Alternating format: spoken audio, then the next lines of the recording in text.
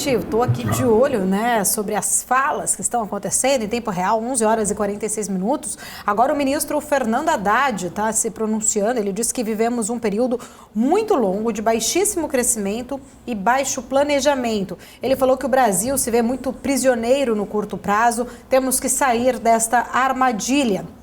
Ele também, deixa eu só pulando aqui as imagens, as mensagens, ele que está dando uma palestra, na verdade, também participando deste mesmo seminário do BNDES ali, né? Ele trouxe, então, essa questão que o Brasil vive aí muito preocupado, então, com o curto prazo. Ele falou, né, assim, desenvolvimento sustentável inclui questão social, que inclui uma agenda ambiental e sustentabilidade das contas. Ele falou que a reforma tributária já é uma agenda do futuro.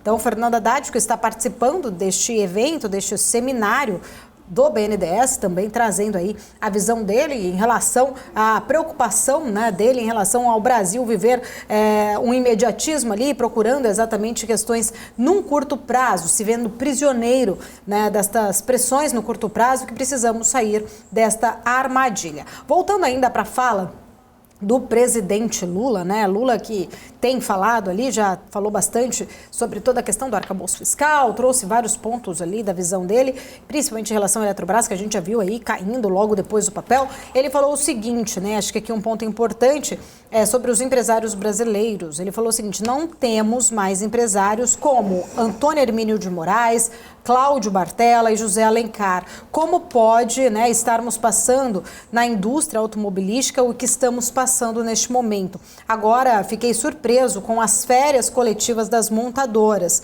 O fato correto é que o país está desaparecendo na questão industrial. Precisamos saber que país que queremos construir. Lula ainda falou que tem uma ala do mercado muito ligada ao sistema financeiro que só pensa no lucro e em especulação.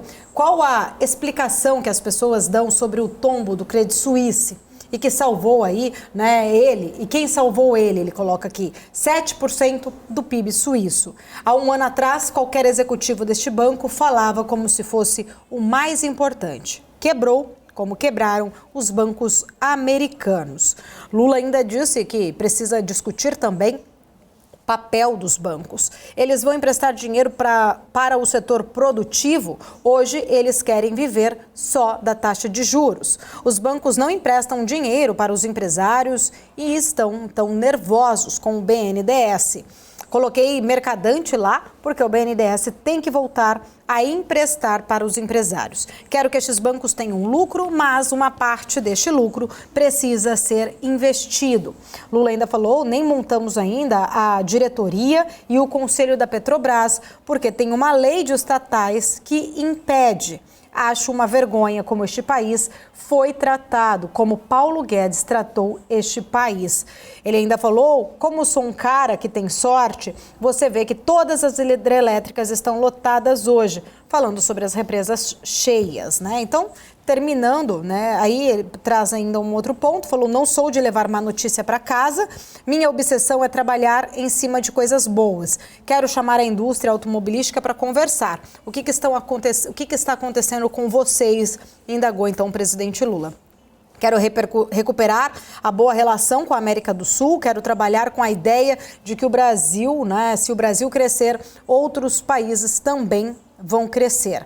Tem uma boa relação com a China, mas não pode vender aqui sem as pessoas pagarem impostos, né? Trazendo aí aquela pressão toda, principalmente do setor aqui interno, né? Sobre as taxações dos produtos que são importados da China. Ele diz que tem uma boa relação, mas não se pode vender aqui sem as pessoas pagarem impostos.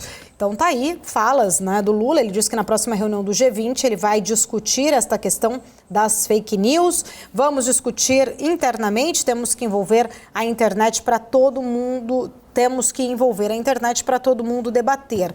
Ele ainda, né, terminou agora a entrevista falando exatamente sobre essa questão de debater, né, na próxima já reunião do G20, discutir questões relacionadas a fake news. O Haddad, que também, paralelo ao Lula, né, está participando agora de um outro evento, também está falando, né, o ministro Fernando Haddad, que fez críticas, então, falou que o Brasil está muito prisioneiro de um curto prazo.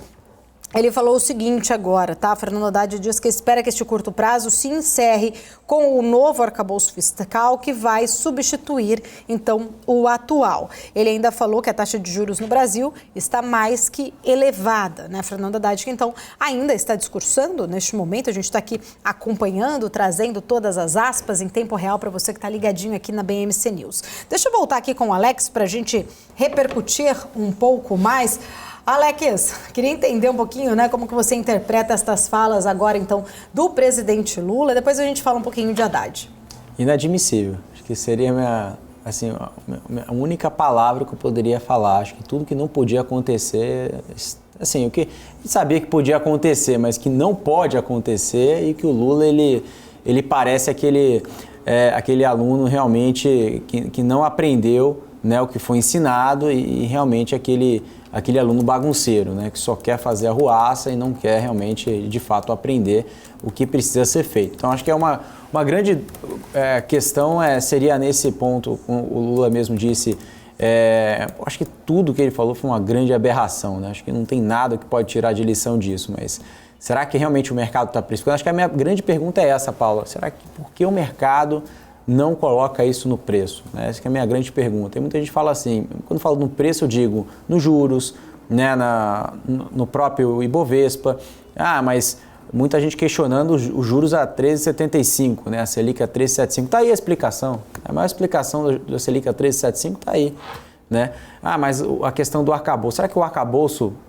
Eu tô muito cético agora, né? Acho que eu queria até saber a opinião de vocês do chat. Depois coloque aí. Você acredita que realmente o arcabouço ele vai realmente tratar de fato, né, a questão da trajetória da dívida pública? Não parece que vai ser, né, desse jeito. Queria saber a opinião de vocês no chat, depois a Paula lê o comentário, porque realmente está cada dia mais difícil de entender o quão disso o Banco Central na quarta-feira. Imagina o Roberto Campos Neto escutando, lendo tudo isso, né, e fazendo uma decisão de juros na quarta-feira.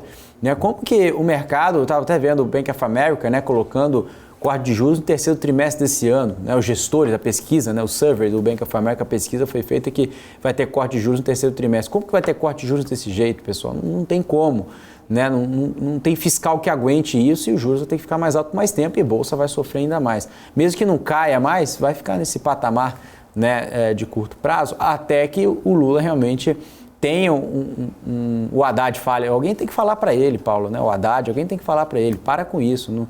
Não tem como continuar com política pública atrapalhando o fiscal dessa forma. A gente não tem espaço e não tem carga tributária que suporte isso.